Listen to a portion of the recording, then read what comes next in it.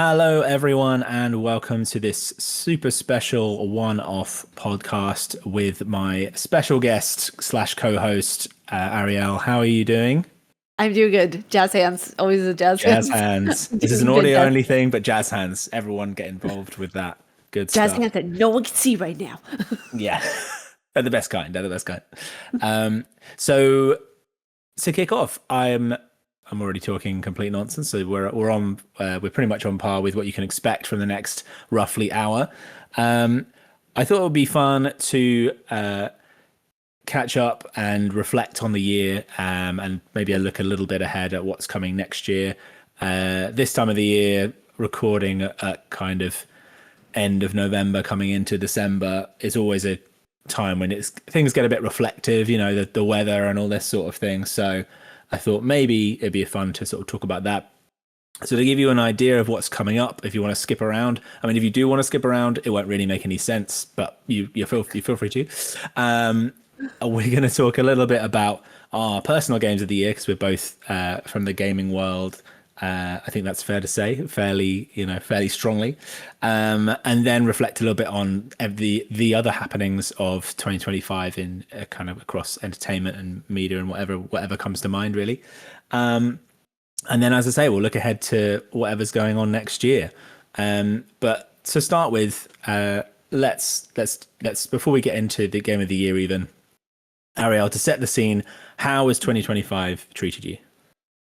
Up, down, sideways, and amazing. Like it has been incredible. I actually got a incredible freelance position at IGN doing video editing and guide writing. Guide writing for the videos. I'm not on their writing team, but mostly on their video production team.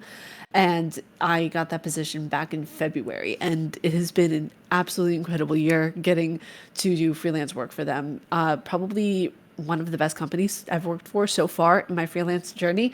I started my well, let me just take it back like a little bit. My freelance journey started with Game Informer in 2022, I believe, and then Windows Central, and then now IGN. So it was really amazing to get to start the year off so strong.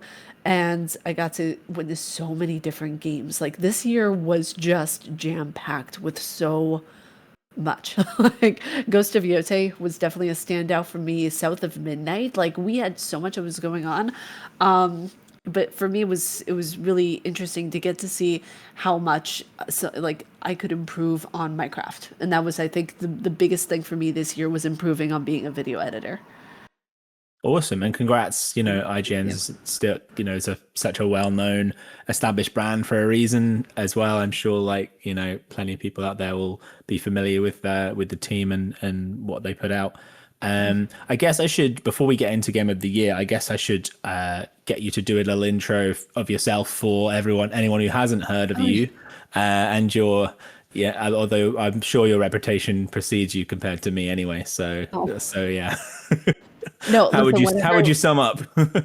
Geez, it's crazy to think because I've changed avenues, stayed in the same realm, but changed avenues so much and pretty much solidified in who I am now. So, hi, I am Ariel Dannon, aka Huggable Hipster on YouTube. On YouTube, I am a Souls and Souls-like content creator, and I also do game reviews there. In my professional world, besides professional stuff on YouTube, I am a video editor and games journalist. Very good. You can Yeah, see, you can tell that she's the professional, and I'm just like some guy because like you've got that down like surely not. sharp. Okay, listen, we are both professionals here, my good sir. I'm a professional something, but I mean, but yeah, for the purposes of anyone who has got this far and doesn't know who I am, which I mean, who knows what are you doing with your time? But no, I am well originally trained as a journalist, but yeah, I now work in tech writing for a technology company, and pretty consistently on the side for like the last 10 years I've been running Past the Controller, which just wrapped up a website for gaming stuff, I guess is the summary. Looking back a little while ago, actually, at the because I used to do quite a lot of YouTube outputs, like not in a kind of any scale or any reach that anyone would kind of comment on. But I think I got up to like 107 videos in the end, which I didn't realize I'd done that much editing, because it was pretty much all me. Like we did a few one-off podcasts for like, especially when E3 was really big, like back in the day, like years and years ago. And we'd be like, oh, let's talk about E3 or whatever, or the odd closing year type thing or whatever. But then I did like, I don't know, reviews of like, I think the most viewed one is a comparison between project cars and I want to say one of the Gran Turismos or something. Like they both had, oh no, not Gran Turismos, it was Forza, sorry. Okay. They both had the same, I think they both had the Prague track in them, and I did like a video side by side comparison, and that just seems to be the thing that has been the most found, because people were trying to specifically answer that question at the time, whatever it was. Anyway, long story short, other than technology bits in my professional life and gaming bits in my hobbying life, I what do I do? I mean, I've got a lovely family. I've got a new baby, 6 months old. Thank you. She's still alive. And that's been a big part of my year. So I'm sure we'll get into that at some point to an extent, anyway. But she won't be appearing, unfortunately, on the podcast this time. Partly because you can't talk and it's an audio only thing, so you guys wouldn't get a lot out of that. Although I imagine that the noises that may be elicited from a sudden appearance of a baby might be quite amusing. But all right, Future of journalists right there. She'll talk in grand detail about Gran Turismo. yeah, I'm going to bring her up on specifically my previous video output. I don't know if you've heard this actually. I heard once that there are some parents who literally like introduce gaming to their kids in the same like chronological order as that it was introduced to them. So like when they were whatever years old and they got a SNES, they will give their child a SNES or whatever, this sort of thing. Have you heard of that? Yeah, I have not, and I think that is so precious to do that. I know, right? Like imagine like if you've got to imagine it would work for a little bit, but then like when the kids at school or something, you'd be like, what? They'd be like, what is happening? And my whole world's upside down compared to everyone else. I'm so sorry about that. No apologies necessary. I mean, you're doing the apologies thing in a very British way, I should say. Like we're supposed to be the national apologists for no particular reason. That's all good. Well, have you beat for this podcast? Yeah. You can be honorary British for this podcast. That's fine. I don't. Do I have that power? Let's say I do. I think you do, because you are a British person, so I think you have the honorary British capabilities. I'm definitely a British person. If anyone was going to see me in the street or like interact with me at any time, they would say that I was a British person. I mean, I'm like I have my tea with milk, so I think I could already be an inductee. That's true. That's a key requirement. If you look at all of I saw a video with Glenn Powell and Edgar Wright doing a Britishness test the other day, because obviously Edgar Wright's British, director of Shaun of the Dead and The Running Man most recently, which Glenn Powell starred in, and Glenn Powell did really well actually, despite being like proper from Texas, kind of guy. There are certain words like I grew up with what was it, like an eggplant? It's called an aubergine. That is right. My mom taught me about that, and I'm just like, okay, I already know some few isms from, the UK. So I always wondered if like an aubergine or an eggplant makes more sense as a word. You know what I mean? I don't know what an aubergine, like, I know the word aubergine, and obviously I see an aubergine in my mind, but like, right. What else would it be? Whereas eggplant, you could be like, well, the word egg is in there, the word plant is in there, but like, it doesn't look like an egg. Kind of looks like an egg. I don't know. It's weird. It's a purpley plant, but I feel like aubergine sounds more pretty. Yeah. Like it sounds prettier. What's your opinion on zucchini versus cucumber? I think that I like cucumber better because it does look like a cucumber. Like it looks like a cuke. It looks like a cuke. Like that's it. Like exactly. Like a zucchini has like a more like intense flavor, but a cucumber is literally like a cucumber. Like it's cucumber 2.0. Oh, there you go. Again, we're setting the wrongs right early doors on this. On this. All right, let's get into game of the year. So, as previously mentioned, having had a baby this year, gaming hours, I dare say, on average, have been less than my previous year's averages. Yeah. Not that I would change a thing, of course. But it did mean that I had to be very selective about the games that I played and the time that I invested in them and things like that. So I played a few games. I've got a particular one in mind, but Ariel, why don't you go first? Trying to think. So, game of the year, right off the bat, as soon as I played it, I knew that it was going to be my personal game of the year, even though it's not, unfortunately, it's not on the list that they sent out to Mm. everyone that we saw. But my personal game of the year is South of Midnight. I absolutely loved that game. I am a big lore and history person. So, when I saw that they added, like, oh gosh, it's her name has Molly in it. I don't know why I'm forgetting her entire name, but like there's certain pieces of like Southern lore that are from just real life, and it's really beautiful to be able to see Southern lore and culture being appreciated and just being utilized in a game so beautifully. So if anyone who's listening hasn't played South of Midnight, I would absolutely recommend it. And the name I was trying to remember was Hug and Molly. That's one of the names. Hey. And if people research it, they can find the lore on Hug and Molly, where she would run up to kids and just scream in their ear. And their families would not let their kids out at night. They were terrified. And I would not want an elderly woman coming up to me and screaming in my ear. Okay, that just sounds awful. I mean, But it was really, that's the soundbite for social right there. yeah, I know. Just put it as a short on What is this YouTube. podcast about? Um, Just hug and Molly. for the benefit of anyone who's not heard of South of Midnight, do you want to give us a bit of a primer? So it is. Oh God, I feel like I'm so bad at doing these because I feel like I'll spoil it if I do it, but I'll try my best.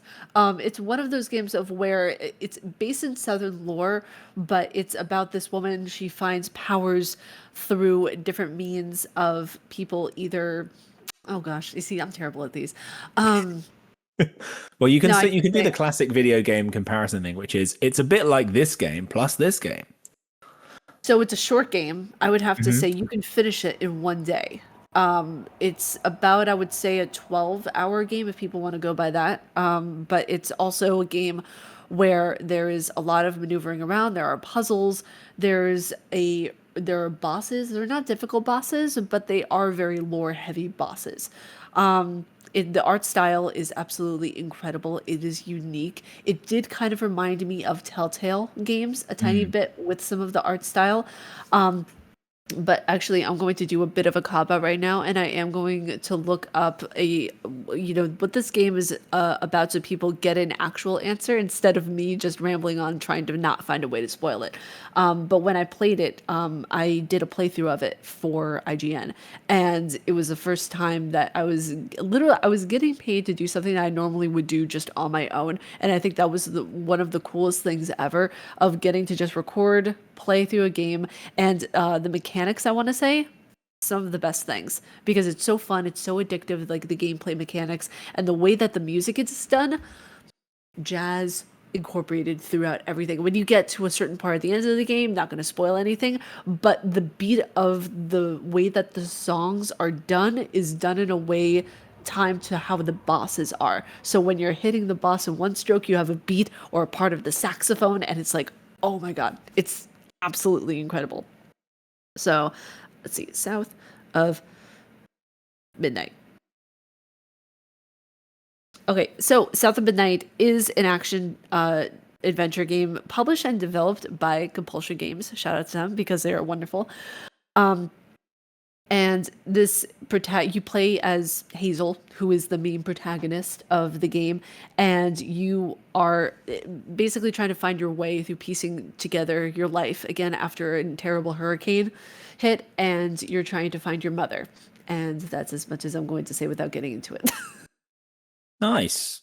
Yeah, I So, mean, definitely. It definitely sounds intriguing, even from that brief snippet. So, yeah, and I think the fact that it is a game that you can finish in a kind of shorter amount of time, that's definitely becoming, again, it's a real millennial thing right now. I think the time mhm, poorness, but the yeah. people constantly being like, I don't want a 20-hour game, 100-hour game. Give me a give me a tight eight, whatever, 8 hour The, campaign, this sort of thing. yeah, I think the thing is too where what I when I became really in love with like shorter, more bite-sized, meaningful adventures was after my experience with Assassin's Creed Valhalla.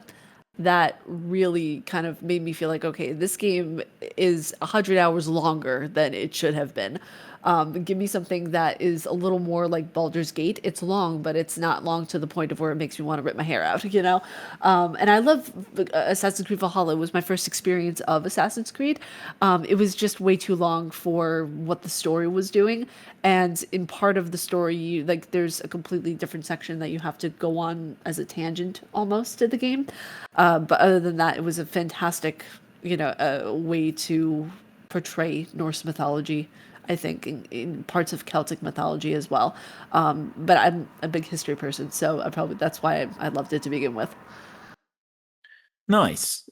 Yeah. Um, so, well, I guess I'll do one, and then we can talk about some other games that Mm. stood out for the year as well before we move on. But as I say, I've probably not played most of the releases this. Well, no one's played most of the releases. Like the amount of things coming out on Steam per day. It's insane. If you've played more than the 50% of all games that came out this year, give us a message. Yeah.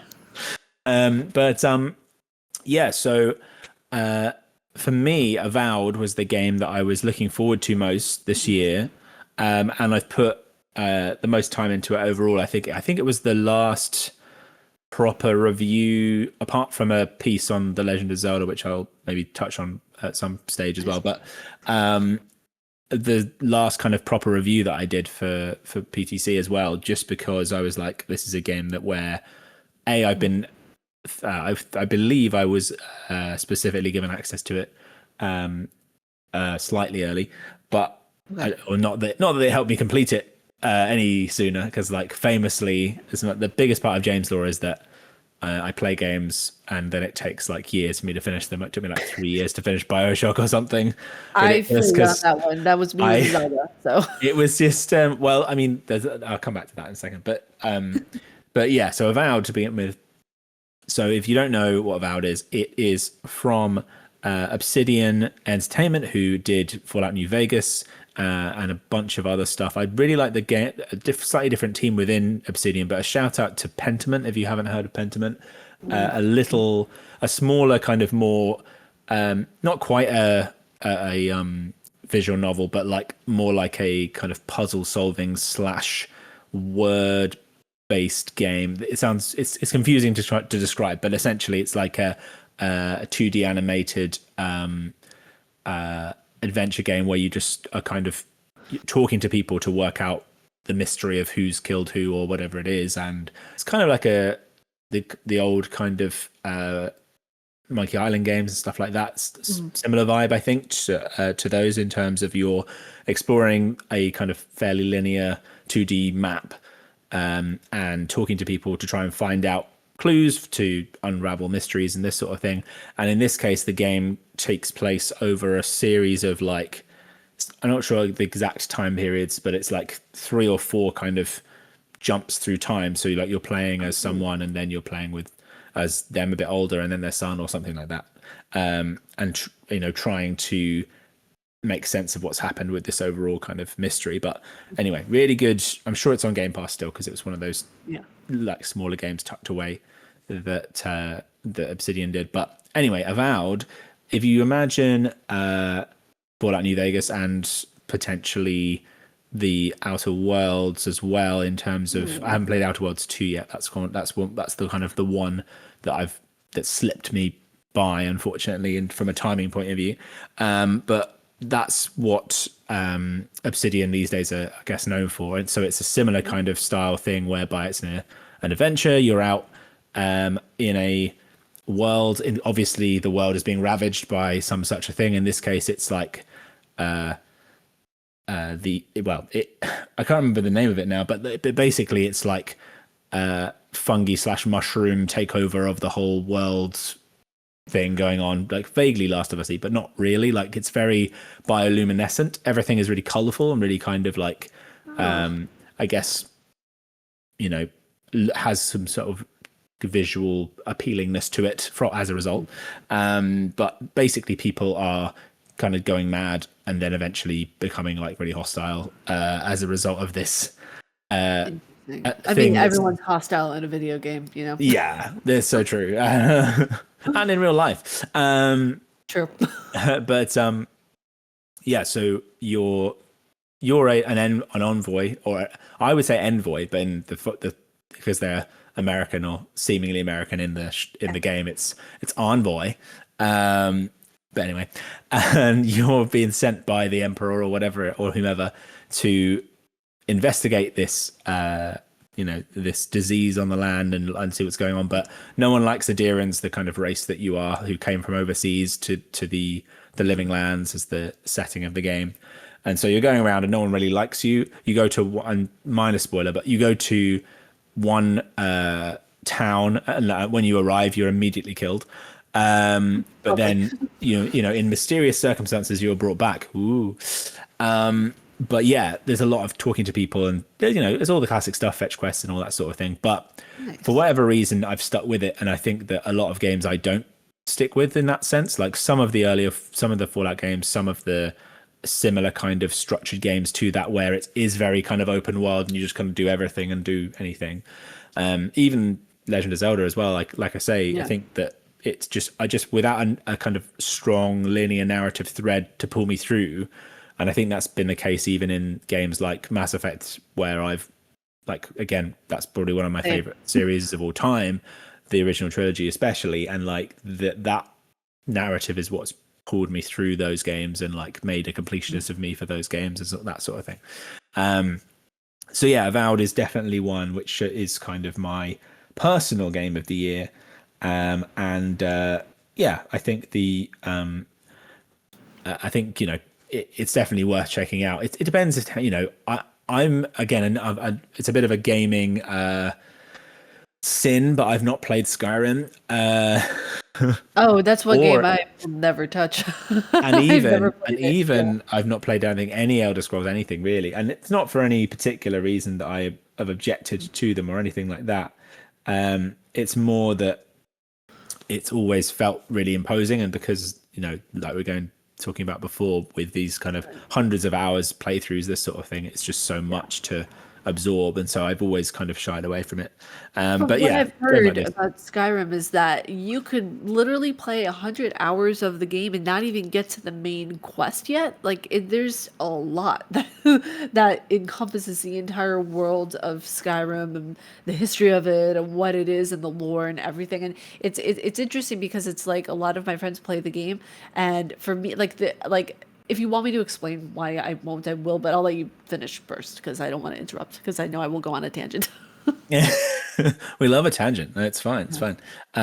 But yeah, I mean, that was kind of it, really. I guess the game is one thing I will mention, which I think certainly came up in the reviews, was that it's one of those games where there aren't like a million weapons. It's more like there are like unique weapons which have like special names and abilities and this sort of thing. But generally, you've got like a sword or a standard sword, a great axe, this sort of thing, and then you will upgrade those weapons, those kind of standard weapons, through like all of your classic colors in games. Everyone's agreed on the color step system at this point, I think, where you Yeah. get up to like from blue and like green and blue, and then up to like orange and purple and all this sort of stuff. Like I don't know when that was established. At some point, there's a whole game historian side tangent for that somewhere, I imagine, which would be quite interesting. But yeah, I think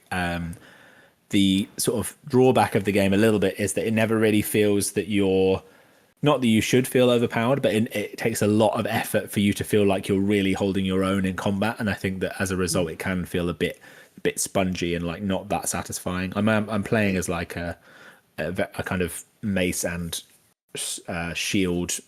Like there aren't really classes, but like a mace and shield type fighter, I suppose. So that's the way I've been approaching combat in general. But yeah, did you want to talk about Skyrim?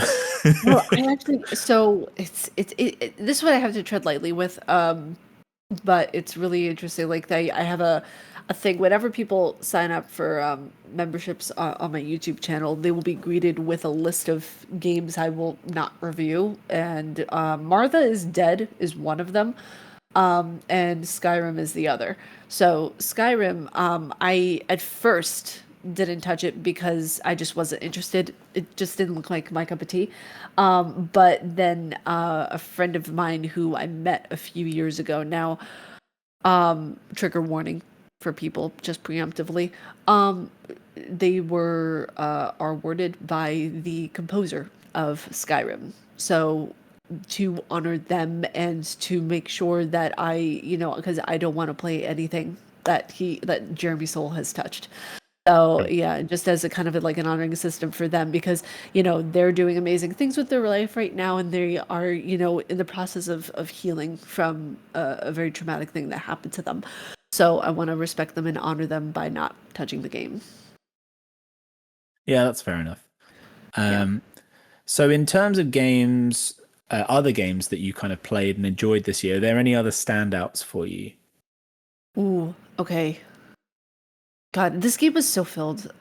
It's gonna be a bit of like I'm thinking of so many at once right now. So Silent Hill F is coming to mind immediately. I love that game so much. It was the first time a Silent Hill game took place in Japan. So for me, that was Mm. an incredible thing to be able to witness Konami coming back, saying like, "Hey, we're back. We have a few things to say. Just want to let y'all know that we didn't go anywhere." And another one that I loved Ghost of Yotei. I know everyone absolutely loves it, but I have such a it's had such a place in my heart because number one, the beauty of the game is astonishing. Like I absolutely love how gorgeous it is, the colors that are being utilized. And as a side note, you were talking about the colors that were being utilized in Avowed, and Mm. there was a game that I played through on my YouTube channel. Was Inotria, the last song, and it was from Italian developers who created the Souls-like, and it was absolutely beautiful in terms of how they utilized their color palette. And I don't see too many games utilizing a color palette in such a vibrant way. I feel like games have like some games, I should say, have very much of an all or nothing idea of where it has to be very, very dark and gloomy and use like very bare tones like color palettes, grays, neutrals, all this kind of stuff. And it just is like, okay, yeah, we see it a lot. But I don't see typically a lot of games utilizing the color palette fully to their advantage, where like the assets of some of the things that the characters even ingest, like there will be oranges and grays and blues and indigos. And I think that it's really beautiful to see companies utilizing the color palette to its full advantage, which is what Inotria did. And I think that was a game that really stood out to me. This Mm. year, I don't think it came out this year, but it was new for me in terms of going through and Yeah, finishing it. I think that's the best way to think about it. I think because Yeah. that's often the case in terms of Mhm. games, especially when there's so many things coming out all the time. Oh yeah. You just mentioned about like visual style. I think there are two games from not anywhere near this year from a while back, but that specifically stood out to me from a visual point of view as well. And those two are the first is 1111, and the Oh, nice. second is called Another Sight. So, just as a quick starter for 10 for what those are, or starter for 11 for the first one. 1111 is all about the First World War, and it basically was it was one of I was very fortunate actually to go to an event at the Imperial War Museum in London for the launch of the game and like hear from the writers and the directors of the game and this sort of thing about it and the technology of it all, because it was created in partnership with Aardman Animation, who do Wallace and Gromit and a bunch of other stuff.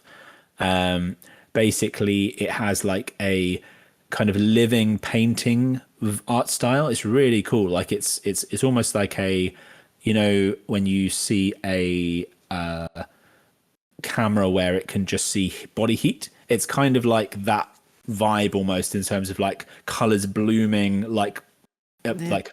paint is being dripped onto the screen constantly, and as it moves you sort of see this flow and this sort of thing. But really really interesting game, which I definitely recommend digging up if you're into a kind of, it's definitely got a kind of somber tone to it, as you would imagine, but it's a really interesting kind of character based story, and obviously conflict is never a one-dimensional thing by any means, but I think in this case, especially 100 years on, as it was at the time, I think it was really interesting to kind of take another look at that story through that kind of particular art style.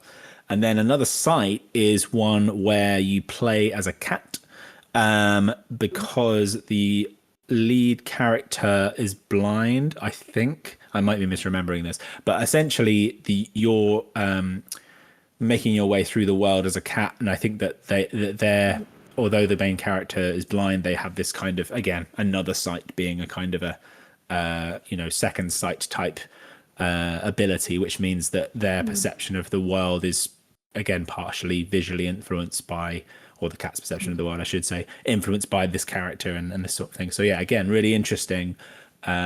These sort of little games, how they kind of play with visuals in a different way to make a different gaming experience. I think it really adds to the breadth of what the medium can be. We always talk about how games are really young, and like, although it's the most financially significant entertainment sector overall or whatever, just because everything makes so much money because everyone's buying FIFA cards or whatever. But actually, in terms of the pedigree of gaming, it's not taken as seriously because it's so young, sort of thing. And I think that things like this really show what, when people say, oh, this is a game or whatever, what my parents or even generations beyond that would say is a game, they might not think of the sort of breadth that's kind of out there. And I think those sorts of visual things are a really kind of clear way of demonstrating that variety. And I think that's really interesting. I do too. And you just reminded me of another game that I needed to add to the list of games that I thought were really good that came out. It wasn't a full game. It was a DLC for a game. It was Lies of P Overture. I was lucky enough to actually attend the preview event in Los Angeles for that one. And it was my first time on a plane. And that was a very interesting Wow. time. I realized I do not like flying at all whatsoever. Oh no. I don't. No, it's going to be interesting taking a flight across the pond, as you will, because that's going to be like I think a 16-hour flight. I'm not entirely sure what the flight is from New I York mean, to. if you're going from New York, it won't be as long as that, but it depends. Yeah. I mean, anyway, we can talk logistics later. Yeah, it's interesting because it's like I remember when I was at the event, I got to play a section that had all the different bosses, and it was another section that we got to do where we played through the first part of the DLC, and the bosses are stunning. Like for me, Souls games are just everything to me. It's why I've made a content structure out of it, and I think that the way that they added it, kind of this ease of playability, because I feel like a lot of the time people misconstrue accessibility with ease of playability, and they're two completely different things. And a lot of what I was playing through, they added another mode which people could find an easier time with the game who might have found it more difficult before. And I absolutely love that they're including more of a player base. And when I did that article for Windows Central, a lot of people were commenting saying, "Oh, I didn't get into it before, so maybe I'll get into it now that they have a different mode for it." And I thought that was really cool. It was really nice to see, a company just take an audience into consideration like that. I know a lot of companies do that, but for them to vocalize it and then put their money where their mouth is and take it in is really awesome. Nice. Yeah, definitely. I think it's great how DLC can sort of change the perception of the rest of the game in a way. And I think I definitely remember, like, we're talking way back again, but like, there was Return to Rapture DLC for Bioshock Infinite, which like brought that whole series full circle, and that was really interesting. And like, there's been various things which have really changed the game in the past. There's another one for XCOM 2, which is called War for the Chosen, I believe. I always get the not the pronouns, I always get the conjunctions between the words wrong. But there's definitely War and Chosen in the title. But it really kind of restructures the game almost. When I started playing it, I didn't realize that you sort of end up replaying the whole game again with almost, or I guess, antagonists inserted into it. Because before, it's kind of like you're playing against this kind of nameless, shapeless alien force, whereas after the DLC, it kind of restructures the game a little bit, almost remixes it into, oh, you have to take out these three kind of the chosen, top lieutenants of the aliens or whatever. Really interesting game. Before I come on to a question which we had around games for this year, I thought I should try and mention some other games which came out. I will save one of them for the answer of this question, just to tease everyone. But I did also play some of Doom: The Dark Ages, which I thought was a bit of fun. It was kind of everything. It's a bit everything that I wanted it to be, but I've kind of like a lot of games, I'll like play up to the prologue and then the title screen and comes in and the logo and all this sort of stuff. And I'm like, cool, I've got that. I know I like that. I'll come back to it at some point. There's other stuff that I've done that's like that where, or that I've even played a little bit more of, but I'll just sort of put it on a shelf and then forget about it. Like Alan Wake 2 is one where I've played about half of it maybe, but or certainly probably less than that, but like certainly Alan Wake himself has turned up, so at least I've played a bit. But like again, like things like that will often be like, I know that this is a good game and I should play more of it and that sort of thing. It's good. Like I finished the Yeah. entire thing and it was fantastic. I did not like the first game, but the second one really, really brought it home. Because that was interesting because I played the first game. I think it was reduced ahead of when 2 came out, and so I got, or it was on PS Plus for their giveaways per monthly or whatever it was. Yeah. And so I gave it a try and played, I think again maybe about half or slightly more than half of it, but I was kind of like, the story's kind of interesting, although Alan Wake himself is a bit annoying, but that's kind of, it seems to be par for the course. Like everything I've read about Alan Wake historically is just kind of like, yeah, he's kind of annoying, not a very good writer, etc. But yeah, I think that I could definitely see where 2 is it, because it's coming at it from a slightly different direction and structurally and all this sort of thing. I can see myself getting into it more. It's almost like well, it's not almost like, it is a Remedy game, so it feels like a Remedy game. But I mean, like thinking about it, Control, Quantum Break, and like a load of their previous Oh, stuff, yeah. which I've really enjoyed because I was never really into Alan Wake when it first came around. But I think I can definitely see that DNA, and obviously there are direct crossovers. I know before someone says in the comments, but yeah, I think that those sorts of things definitely stick out. All right, I have a challenge for you put to us by our Da, da, da, da, da. Felicia, who's asked us a question, which is, what's been an underrated game that you played this year and think deserves more love? So not necessarily came out this year, if you want to give yourself the widest thing possible. Underrated game that deserves more love. And you said doesn't necessarily have to have come out this year. I mean, it doesn't specify, so I think we're open to whatever. I'm sure Felicia won't mind. I'm slightly cheating and I'm looking at my Steam list. Oh, okay. I know this game gets a lot of love, but it's a game that I played for the first time this year and I'm actually almost done with it. I'm like 80% through the game and it's Hollow Knight. Nice. I've never seen a Metroidvania game more thoroughly done than this one. There is one that doesn't get as much love that I wish it would is Ender Lilies, Quatus of the Night, and its sequel, Ender Magnolia. Those are like all three that I just mentioned are absolutely incredible Metroidvania games. Hollow Knight is probably the best Metroidvania I've ever played in terms of combat, story, lore, the way that it utilizes its characters, absolutely incredible. Both what was it? Ender Lilies and Ender Magnolia are fantastic in terms of story and the bosses. The bosses are some of the best I've seen in a Metroidvania. The bosses in Hollow Knight are fantastic. They are very goofy looking and very interesting to try to fight. Some of them incredibly difficult. Like one I just fought right now.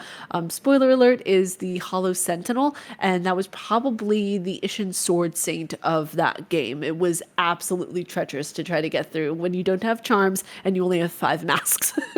For healing. But it was really wonderful. And that, like, in terms of like unknownness and for people to check out Ender Lilies and Ender Magnolia, but in terms of what my personal favorite was this year that's new for me was Hollow Knight. Awesome. I mean, yeah, Silk Song's blowing up right now. Obviously, like it's huge, and I think that for me, Hollow Knight and Silk Song actually are both in the very much. I know I would never get on with playing this game myself, but I enjoy other people watching other people play it. Like Yeah. then that's a reasonably wide category for me because And similar, like you talk about Souls, like I've played Elden Ring. I think I guess I think I got to about 80 hours or something like that. So more than So good. I've played it, more than I played a lot of games, frankly. But I never really felt like I was. Well, I got it, but like I never really felt like I was doing well at it. And I guess that's part of the Interesting. Souls experience in a sense. But I think I probably just never really got into.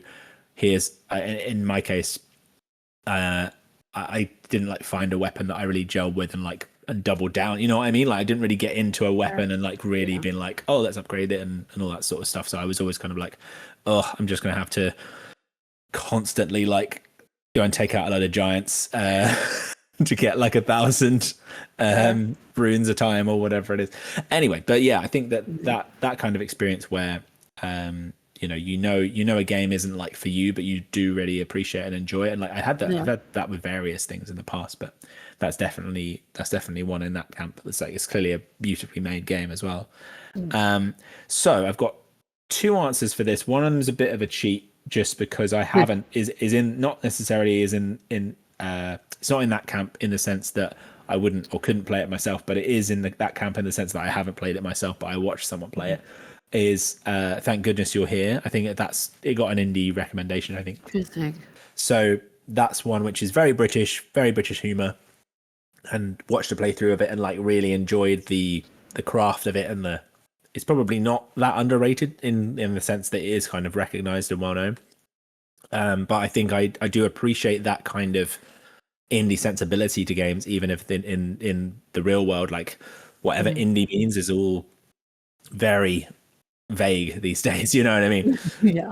So that's certainly one. But the other one I'm going to shout out actually is a game called 2 Point Museum. So for those who have played games for as long as I have, you might remember that back in the I'm going to say certainly 90s, a company called Bullfrog made a game called Theme Hospital, and that had various, again, very much wore its British humor on its sleeve, although in a kind of faux Americana sort of a way, a bit like Grand Theft Auto, actually, interestingly. But it had all sorts of like over the top. Well, let's just start from the beginning. So you essentially it's a hospital management sim, and it had all sorts of over the top ailments which you would have to, you know, build different rooms within your hospital to be able to treat treatment rooms and stuff. Nice. And so that was like way back in the day, and then they made 2 Point Hospital about, I want to say, 5 or so years ago, certainly pre-pandemic, I'm pretty sure. And that was a really good game, but I think it always lived in the shadow of what came before.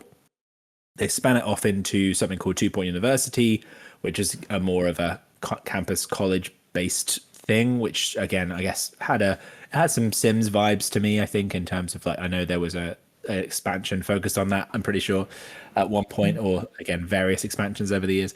But this newest one, which came out this year, 2 Point Museum, I feel like they finally kind of have felt bold enough to kind of step a little bit further away from the formula and make it a little bit more of its own game in its own right. So you obviously, the core mechanic is you're building a museum, you'll get exhibits in, people come and look at them and all that sort of stuff. You're decorating, all that sort of thing. It's fun to kind of do that side of it. But then there's also this side of it where how do you get the exhibits, right? You have to find, you basically have to send off expeditions into the wider world. So that's, you're not playing them in that sense. It's more like you're managing them, I suppose, Interesting. similar to the rest. But you'll send say an explorer out there, and then a pilot if they need a helicopter and this sort of thing. And there's all these sorts of modifiers to everything. And I think that sort of side of it makes the whole gives you more investment in the actual stuff that you end up putting on show in the museum. And I think it's a really kind of fun little game. It's a relatively small developer still. I think I'm not sure they're owned by Sega, but they're certainly published by Sega. Oh, okay, interesting. And and I don't know, whenever I play those sorts of games, it just brings me so much joy. And I think that there's a kind of special kind of balance to something which can feel and can look hectic, but you can I guess you can control it in a similar way to you can control time on the Sims. You can pause and this sort of stuff as well. Nice. It's a good kind of I guess it's very millennial friendly, put it that way, in terms of time, because you can just like pause, save, stop wherever point you're at. That's all good, and then you can you can speed up or slow down if you need to, and this sort of thing. But yeah, would definitely recommend that one. I would say that's definitely my underrated pick. I love that. That's actually really cool because The Sims, I tried it at first. I did not like it. And then there's like other cozy Sims that I use as kind of like little background study things that I'll keep as like little task manager stuff. And I'll like, I think it's, yeah, Spirit City Lo-Fi Sessions. It is so adorable and it's relaxing and it's just, it's wonderful. It's really, really nice. Nice, definitely check that Yeah. out. Yeah. So let's have a little reflection on the year as it has been before we let you get out of here. I think we'll caveat this by saying, look, there's a lot of doom and gloom out there. We're not about that. I think that, we don't need to go through a big list of things that were not so great that came along. But I think that it's interesting to think about how especially from a kind of gaming and entertainment point of view in general, how things have changed this year. And I think we've seen like a huge, again, I've said not doom and gloom, and I'm immediately going to mention a doom and gloom thing, but in gaming especially, or gaming journalism as well, in both sides of the camp, I suppose, we've seen a real acceleration of like layoffs and changing structures and all this sort of thing around that space. And I guess, because you're an expert, obviously, a certified IGN expert, how do you... Hair flips. What is this compliment I get to take and run away? Considering the kind of year that we've had, like, where do you see gaming going, like, both in the kind of your side of the fence in terms of the journalism, but also the industry at large? It's a mixed bag because I want to be happy, optimistic, and and I am optimistic about what the future holds for the gaming industry because there's a lot of really talented people who work in this industry. Like, there's so many incredible writers. Like, what was it? Gosh, her name is escaping me right now. Because I know if I don't mention her, I'm going to feel like a poopy person. So hold on one second. Rebecca Valentine is one of them. She's an incredible reporter, incredible journalist. Jean Park, another incredible human being and journalist. And there's so many people out there. Like my assigning editor, Mark Medina. Like there's so many incredibly wonderful people in this industry that I don't see the industry going anywhere because it's too massive to go anywhere, but it's not going to be the same in 5 years that it is right now. I don't think it's going to do well because writing as an art form is slowly going the wayside, unfortunately, because it's not AI is unfortunately taking everything right now and putting it in a chokehold. And I feel like once the chokehold has been released a little bit, then some of that autonomy and some of that flourishing will start to happen again. I don't think that writing is in a great place right now because, quite frankly, not a lot of people want to pay writers the salaries that they deserve.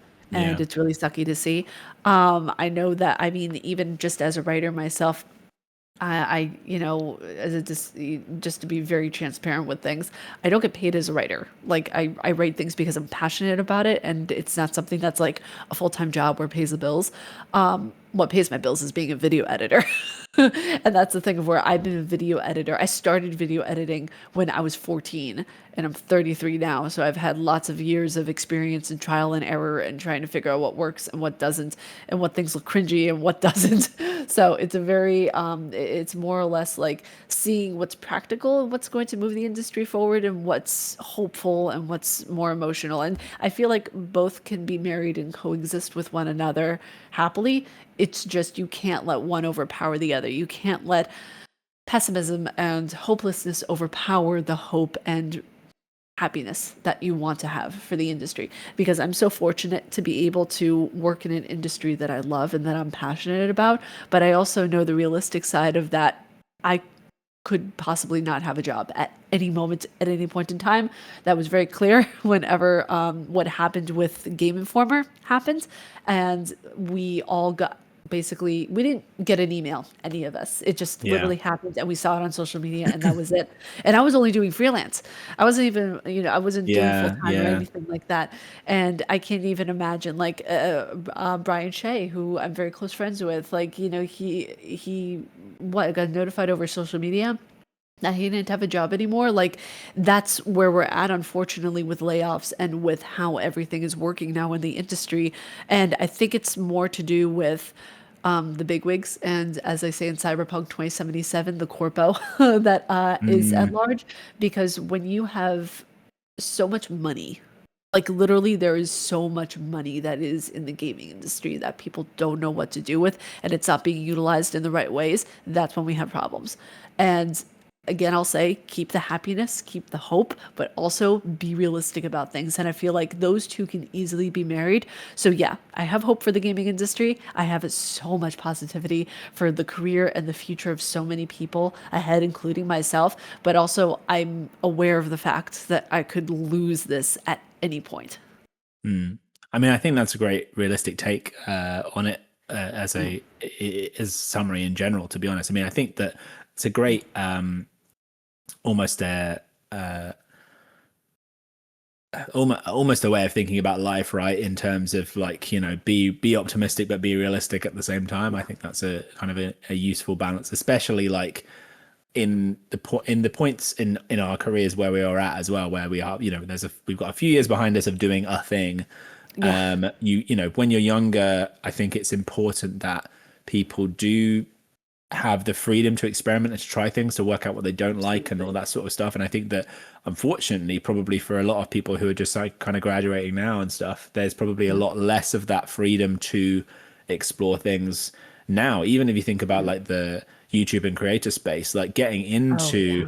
this world, again, I've never really kind of fully been in it, so to speak, but I've, again, Mm. totally similar to, as you say, like I've never, whenever I've done writing for a hobby, it's, I've never got paid for any of the writing that I've done around games and Yeah. stuff like that, really. It's or even films further back than that. I used to do the odd multimedia premiere and this sort of this, that, and the other, and I'd had some fun experiences, but it was always the Yeah. passion and never the kind of the work, as it were. That was always something to the side. So Mhm. yeah, I think that hopefully people who are younger can find these opportunities. I mean, whether it is TikTok or whatever, and that's not a world that Absolutely. I know, but like, or a platform that I know, but hopefully access to like, mobile phones and cameras and all this sort of stuff being a lot more ubiquitous than like, say, when I graduated, which was, if you can believe it, 2009.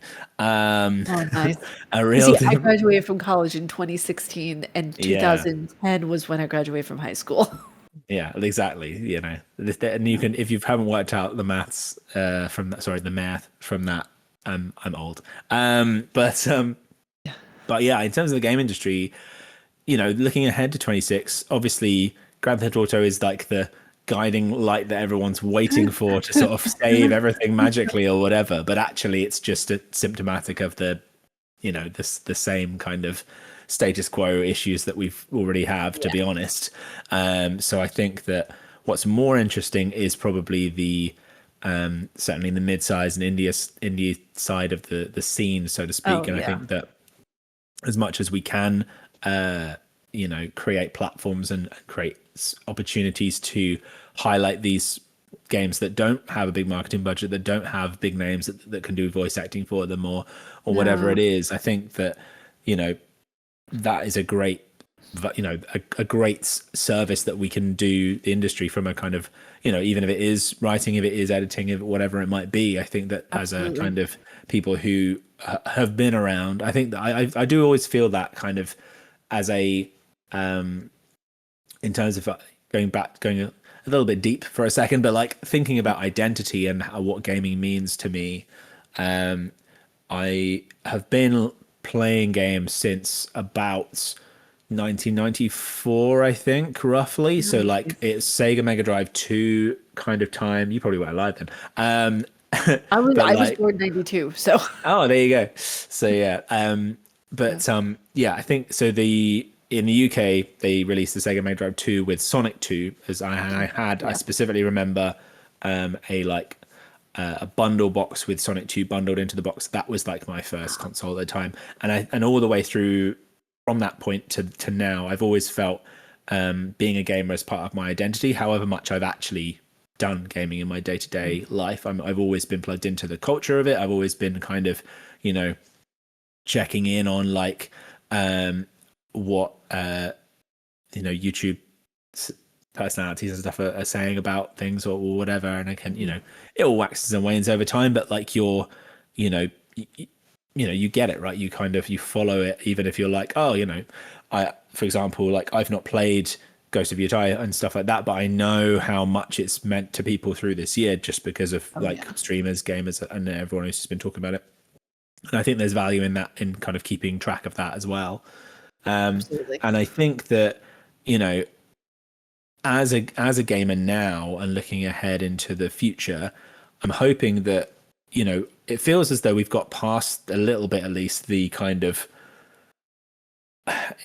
not even Gamergate really, but like the kind of this stigma around, or the debate around like a gamer and what is a gamer and stuff like that. I think is it's Yeah. not gone by any means, but I think that It's a little less.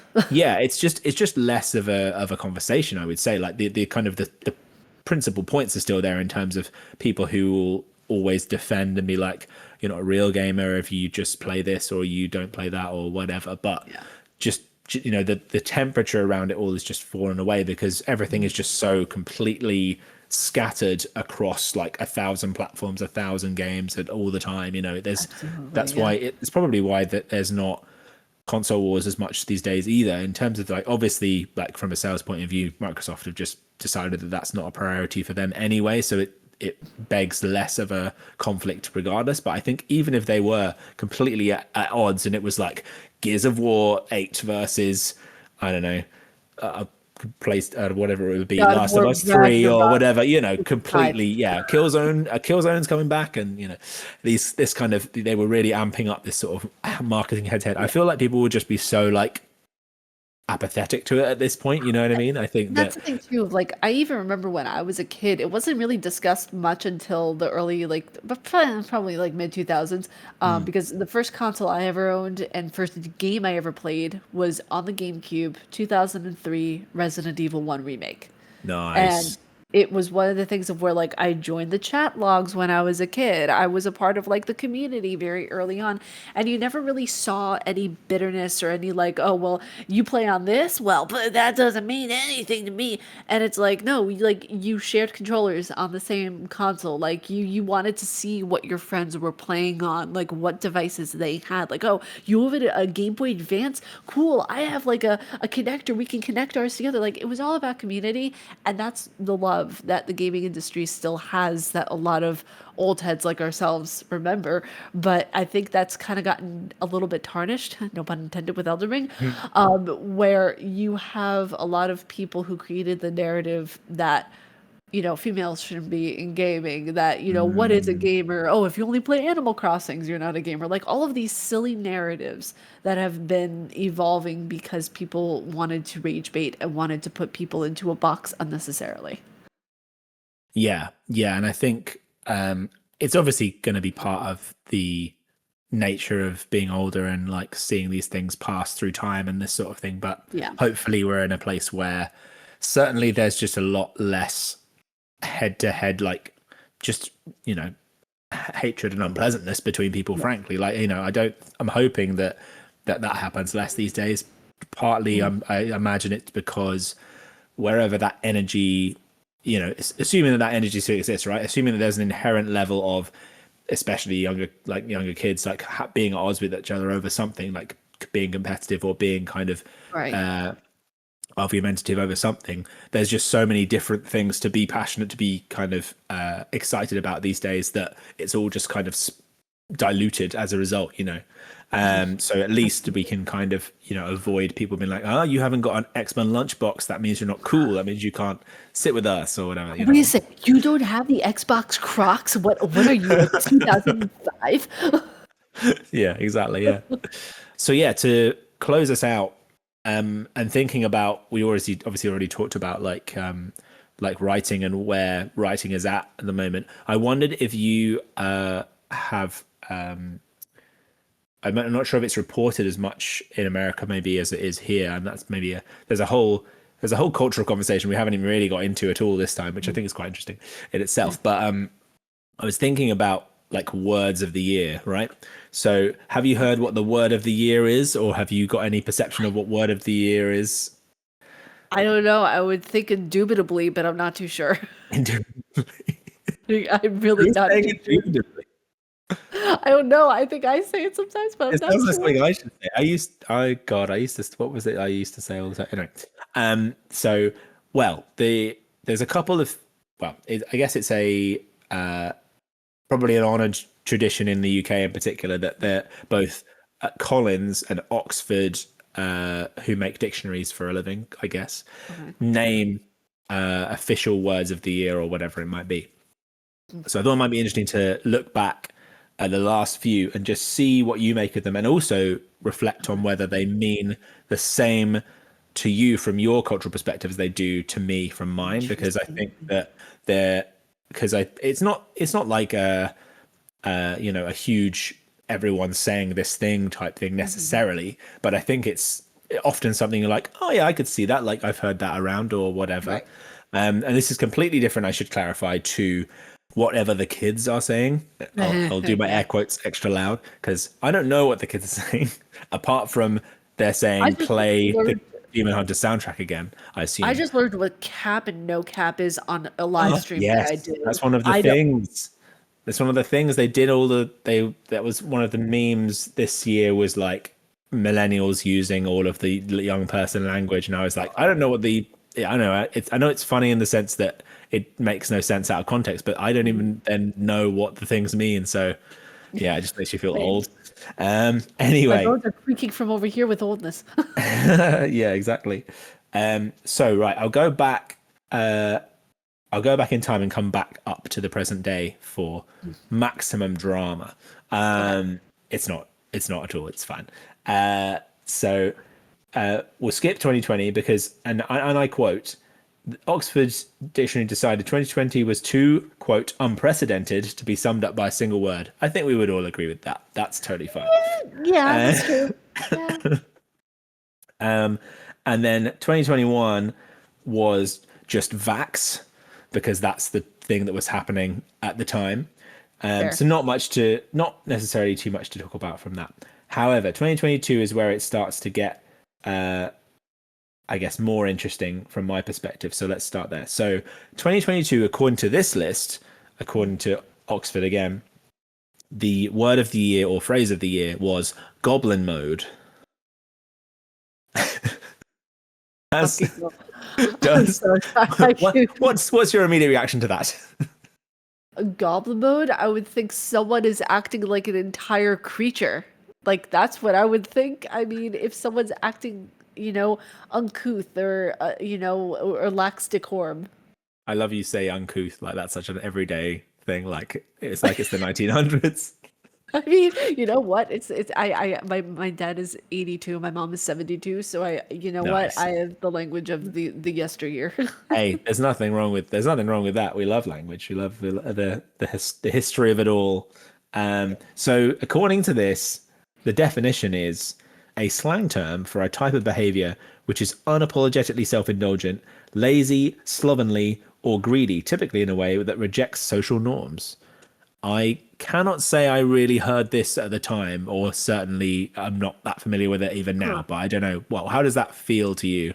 I would think rebellious would be more appropriate, but I mean, goblin, I don't know. I think if you're describing someone as a goblin, you're calling them a creature. But yeah, I don't think that that works, to be quite honest. But you know what? It's a choice. It's a weird choice, isn't it? It's a weird choice. I don't recognize it, so I think I'll give not that I'm rating these because why would Oxford care? But I would say that one doesn't resonate with me. I would Nah, say for me that either. particular year. So jumping ahead to 2023, we've got Riz as in charisma. I know what that is. Yeah, that But so yeah, that tell, that was so tell us about that. silly. When I first heard it, I thought it was an infectious disease. I did. Sorry about that. I did not know that it actually was like a shortened version of charisma because apparently what the younger generation likes to do is shorten every single word out there. So I would honestly like, yeah, I mean, it makes sense. Riz, charisma, like it makes sense, Yeah. honestly. I mean, every time I hear charisma, I think like D&D because it's like such a Exactly, core. right? Yeah, because it's such a core part of that whole. I mean, I guess Baldur's Gate is obviously back in the consciousness as of possibly 2023. So maybe It was that does always in our line up. consciousness. Let's not lie It's to all ourselves. yeah, that's true. Okay. But I mean, I specifically BG3, I think was such a huge release in terms of that Was. world. Obviously, they had the Chris Pine film as well, don't they? For anyway, That's that yeah, that's originally actually what got me into playing D&D was playing BG3. I never nice. really got into it otherwise, but it was interesting because like whenever whenever I saw the latest Critical Role stuff, there was one episode, I forget which one it was, of where Laura Bailey was like, just Riz them, instead of saying charisma, just use Riz. And I'm just like, you know what? It makes sense. There you go. I mean that's what that means to me. I think probably, um, but yeah, I think again, I'm not as you say. The kids. I mean, let's do a test in the comments if there are any young people out there. How would you class yourself as young people these days? If you've got this far and you're a young person, we salute you. But Yeah. if you've got any of your favorite super shortened isms that you want to share in the comments, then especially ones that will baffle us, I think that's Yeah, I need that's a to fun know. challenge. That's a fun challenge. There's so much about communication that I imagine is completely alien to me at this point in my life, which is probably how it should be to an extent. I don't feel like I Yeah. should understand how 12-year-olds talk really, like until Yeah, exactly. I'm dealing with a child who is 12 and therefore I need to have some sort of base level interaction Yeah, some translation with them context. perhaps, but we'll see what who knows. By then it will all be emojis, we won't be using words anyway. Oh God, I hope not. So 2024, the phrase of the year apparently was brain rot. Okay, that one actually just reminds me of Elden Ring because of the whole rot thing that Yes, became of course. popular. But brain rot, whenever I think of brain rot, since I majored in psychology when I was in college, I think of like neurons dying and I think of the brain not being utilized to its full functional capacity. So I think of it more in a medical sense instead of like a I was cultural going to sense. say that's very literal. Like Yeah. I was actually I was surprised. I mean, maybe it's further back in the time, further back in time. I was expecting doom scrolling to be on here for the last few years, but Yeah, maybe it's maybe I'm ahead of myself. Maybe it was in the late teens. I don't know, but maybe. yeah, I can definitely. Yeah, I don't know. Because What? there is such a thing as brain rot to a degree medically, because if you don't get enough sleep and if you don't get enough food, Mm. your neurons do eat one another. So the brain actually does start to ingest itself if you don't get the proper nutrients in your body. So there is technically a term of a type of brain rot to occur. Well, there you go. If you need any other medical advice, Ariel's here for you. Send I'm not liable for direct anything I messages do. to. Just no, that's no, No one that's can get not any medical what I support in America for any amount of money, so I'm afraid you're now going to have to give it for free. Yeah, Uh, exactly. Oh my God, the system here is gone for cocta. yeah, that's a whole other thing again. Whole other Um, podcast. and then Yeah. 2025, they just announced it the other day. Mhm. I think there was alignment even between Collins and Oxford on this one, and it's Oh, okay. vibe coding this year, which is where the AI thing definitely comes into focus from my point of view. So That's I true. would say vibe coding has definitely been the theme of the year from my point of view Mhm. professionally, just because the tools have been made available to me through my work, and that's where I've explored it. And then as a result, I've been able to do stuff in my personal life using the same sort of, I don't want to say skills, but like the same Mhm. familiarity, let's say, with it, to go into creating fun stuff in the kind of real world, which basically involved creating a whole Discord bot. Not something that I would have really dug into before, and certainly it's something that I've done for Jonesy Space Scouts YouTube's. Shout out to Jonesy and the gang. But I basically, used that, I guess, idea of vibe coding my way through coding to explore an idea and kind of build something essentially, which I probably never would have been able to do unless I taught myself coding first, which I probably never would have had time to do.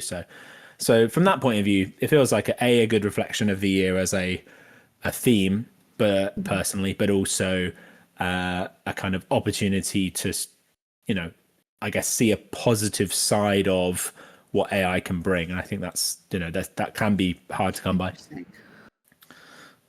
Yeah, I mean, for me personally, AI, the only advantages I see to AI, it can be somewhat in coding, like what you described, but also medical AI. I think that that's a really positive thing, like for different prosthesis, different tools in order to be able to perform surgeries, different ways in order to detect, different defects and different things that are happening with the child in order to create medicine for the child before they are born. I feel like there's different things that could be utilized for that. Other than that, AI, when it comes to writing or voice acting, that's where I really have like especially art, that's where I have like a really like kind of pushback thing where it's like, I don't like it. Yeah. Yeah. And I think that to me, that's where the kind of creative element comes under attack. And I think that ultimately, and we won't, this will be a whole tangent into another podcast if we go on about it. But I think that for me, when you're talking about a tool, it shouldn't be something which is used at the expense of someone else. Because I think, Yeah. there are people presumably who did coding, which has been the basis for then the code that I've written. But I think it's not as if, the way that I've put those puzzle pieces together could only have been done if they had, no one specifically has done exact coding that I've done. This is not me saying create this in a Studio Ghibli style or whatever, or code this in a Studio Ghibli style. I don't know what that would look like. That would be terrifying. But but yeah, I think that there's definitely ways and means to explore these sorts of opportunities in a way which is responsible. And I think that and as long as you're being The mic went out again. respectful, wherever I was, but yeah, as long there's ways and means to explore these sorts of opportunities, and I think that as long as you're being respectful in the way that you use them and like being and educating yourself about what the impact and like environmental impact is another huge side of this as well, like there shouldn't be discounted. But like, yeah, I think that there's interesting to see where the next couple of years takes us in terms of that, as it all sort of starts to hopefully settle down, exactly as you said earlier, like as it stops being the kind of buzzwordy thing and it's a bit more kind of like settled into the norm, I suppose. So we shall see. Exactly, I agree. I feel like as soon as we get more of an idea of where AI is going as a whole, it can be tamed a little better, because right now it's like the Wild West. So Yeah, exactly. Well, this is really fun. I think that's a good place to wrap it up before the heat death of the universe and the year ends with us. But hopefully you all had fun listening to our ramblings about the year and the gaming world and other things connected to it. Arielle, where can people find you? Oh boy, so you guys can find me. Literally, I will be there watching you guys as you sleep. No, I am on YouTube at Huggable Hipster. I am on Blue Sky at Huggable Hipster, and I am Ariel Dannon at IGN. There you go. Get all of your fan mail directly to IGN, demanding that she be made a proper staff member. Get rid of the rest of the team. Just give all of her the work to her. She can handle it. It's totally fine. Yeah, no passion for that at all. It's okay, guys. Just give it off. At the end of next year, you'll be like, "What did you do?" I don't know what you're talking about. I don't know. Yeah, I've been James Michael Parry. I'm always James Michael Parry online because James Parry is too not unique enough. I don't have a cool last name. But you can find me I don't know, probably like Blue Sky X, other places generally around. But if you've managed to get here, presumably you already know that. So we'll see. We'll see what the next year brings for us all. But I guess thank you very much for your time, Arielle, and thank you all for listening. And in particular, look after yourselves. Have a great end of year, and here's to the next one. Thanks, everyone. Bye.